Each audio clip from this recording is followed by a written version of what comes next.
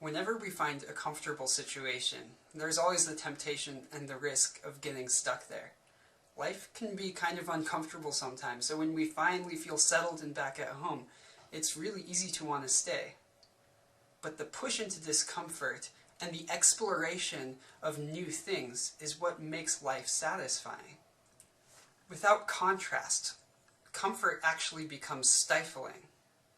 Your favorite chair feels so much more luxurious after a long day of exertion. And that chair, no matter how comfortable it is, if you sit in it long enough, you're going to long to be stretching and using your muscles before they atrophy. Life has a way of forcing us back into discomfort, no matter how we try to avoid it. And this is a great thing to be embraced. It's how we grow. The nature of life demands this contrast, and there's no way to truly experience comfort without first the departure from it. There's no way to enjoy the feeling of coming home if you never leave your house. It's the back and forth that makes the music of life. In tonal music, which is most music that we listen to in Western culture, there is a central pitch that is of most importance. It's called the tonic. So for example, if we're in the key of C, then C is the most important pitch. If we're in the key of A, then A is the most important pitch. It's the central pitch. And we could call that pitch home. We could call that pitch comfort.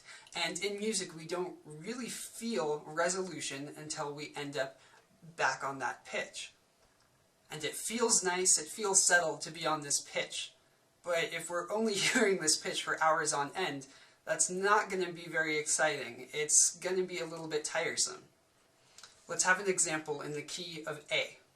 So tell me how exciting this song is to you.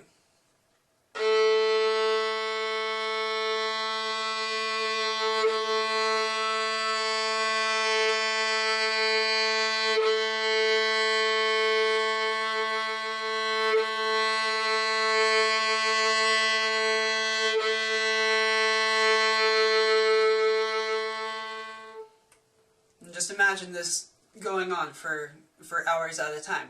Now it's very nice, the violin's so wonderful that, you know, I enjoy even that, but at the same time, you know, that may be a bit tiresome after a while. The more the music pulls away from this home base, the more twists and turns you take before returning home, the more satisfying and the more context you have for home.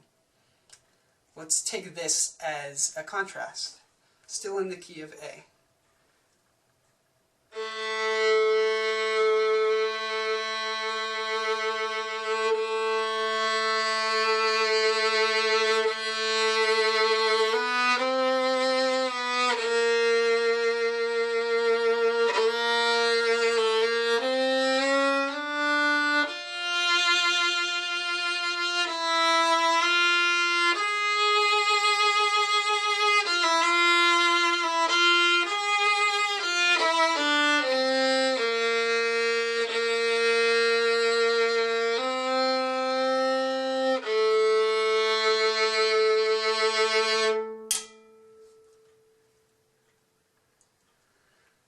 You can hear just intuitively that we went a lot of different places as a short example, but then by coming back to this, there's this feeling of relief, there's this feeling of, but we wouldn't have had that in the previous example when we just stayed where we were the whole time.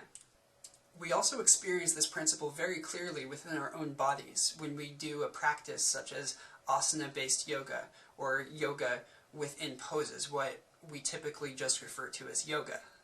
If you stay where you are totally comfortable, you get nothing out of the practice. But by pushing into unexplored and uncomfortable places in your body and breathing through them, relaxing into them, when you return to neutral, you experience an incredible sense of freedom. You start a yoga practice by walking onto your mat. We could call this walking on the standing up home base. And then you push yourself into a lot of different positions, you stretch, you go on an adventure with your body.